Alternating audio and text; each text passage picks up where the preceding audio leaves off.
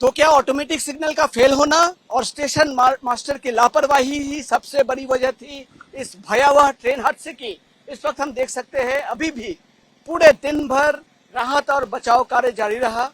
राहत और बचाव कार्य खत्म होने के बाद इस वक्त हम देख सकते हैं एनडीआरएफ के जो जवान हैं और रेल के जो अधिकारी हैं, इस पटरी पर जो एक डिब्बा है उस डिब्बे को हटाने की कोशिश की जा रही है। यानी कि ये डिब्बा अगर हट जाएगा तो पटरी जो है वो क्लियर हो जाएगी और ट्रेन की जो आवाजाही है वो फिर से चालू कर दी जाएगी। लेकिन जो तथ्य सामने आ रहे हैं वो काफी चौंकाने वाले हैं। तथ्य सामने आ रहे हैं कि आज सुबह तड़के 5:30 बजे के बाद से ऑटोमेटिक सिग्नलिंग सिस्टम खराब हो गया था और जिसकी वजह से स्टेशन मास्टर ने TA912 मेमो इशू किया था। TA912 वह मेमो है जो स्टेशन मास्टर अपने हाथ से लिख के चालक को देते हैं, जिसका मतलब होता है कि दो स्टेशन के बीच में, दो स्पेसिफिक स्टेशन यहाँ कहा जा रहा है, सूत्र बता रहे हैं रानी पात्र रेलवे स्टेशन और छतरहाट जंक्शन, इस दो रेलवे स्टेशन के बीच में जो 9 सिग्नल है उस 9 सिग्नल को मानना नहीं है। अगर उस 9 सिग्नल में लाल बत्ती भी जलती है, रेड सिग्नल भी रहता है, तो उसको नजरअंदाज करके ट्रेन को या मालगाड़ी को आगे ले जाना है। ऐसी ही बातें सामने आ रही है कि आज स्टेशन मास्टर ने पहले कंचनजंगा एक्सप्रेस को और उसके बाद गुड्स व्हीकल यानी कि मालगाड़ी के चालक को ये मेमो यानी कि TA912 इशू किया था, जिसकी वजह से इस पटरी पे दौड़ रही थी कंचनजंगा एक्सप्रेस और किसी वजह से ठीक इस जगह पे कंचनजंगा एक्सप्रेस खड़ी थी।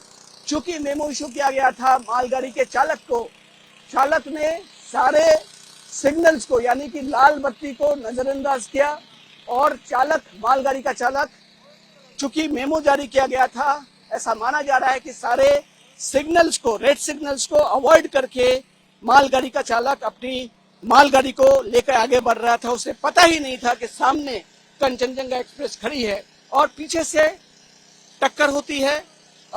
पीछे दो बोगियां जो हैं पूरी तरह से माचिस के डिब्बे की तरह नष्ट हो जाती है, क्षतिग्रस्त होती है और दिन भर राहत बचाव कार्य 9 लोगों के मारे जाने की पुष्टि रेलवे की तरफ से की गई है। 50 से ज्यादा लोग जो हैं वो घायल हैं, जिन्हें अस्पताल ले जाया गया है।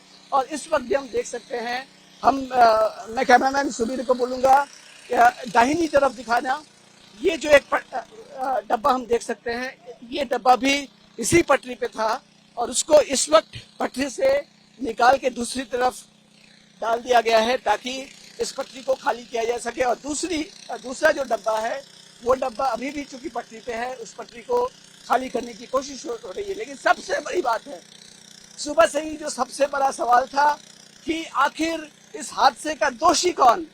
फिलहाल जो सूत्र हमें बता रहे हैं, ऑटोमेटिक सिग्नलिंग सिस्टम का फेल होना, दूसरी तरफ स्टेशन मास्टर की लापरवाही, TA912 मेमो इशू करना, ये कई वजह है इस ट्रेन हादसे की, जिस हादसे ने कई लोगों की जान ले ली। अब तक 9 लोगों की मारे जाने की पुष्टि हुई है और यहाँ का जो मंजर हम देख सकते हैं, पूरी तरह से यहाँ के हालात, यहाँ की तस्वीरें बयां कर रही है कि ट्रेन हादसा कितना भयावह था, कितना दर्दनाक था। हम ग्राउंड जीरो पे हैं और हम देख सकते हैं इस तरफ की स्थिति, हम देख सकते हैं कैसे ये जो ट्रेन के डिब्बे हैं माचिस की तीलियों की तरह बिखरी पड़ी हैं चारों तरफ। यहाँ का मंजर साफ तौर पर बताता है कि जब ये हादसा हुआ होगा तो कितना दर्दनाक हुआ होगा, कितना भयावह हुआ होगा।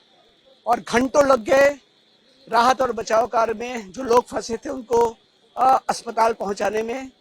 इस बीच हमने देखा कि मुख्यमंत्री ममता बनर्जी भी अस्पताल पहुंची, गवर्नर CV आनंद बोस भी अस्पताल पहुंचे, घायलों से उन लोगों ने मुलाकात की। लेकिन कांग्रेस की तरफ से भी लापरवाही का आरोप लगाते हुए रेल मंत्री के इस्तीफे की मांग की जा रही है। लेकिन सबसे बड़ा सवाल ये है कि अगर लापरवाही स्टेशन मास्टर की थी, अगर लापरवाही ऑटोमेटिक सिग्नलिंग की थी, तो फिर दोषी कौन है, जवाब कौन देगा? यही अभी सबसे बड़ा सवाल है जिसका उत्तर आने वाले दिनों में सरकार को भी देना पड़ेगा। कैमरामैन सुबीर के साथ प्रकाश सिन्हा, ABP न्यूज।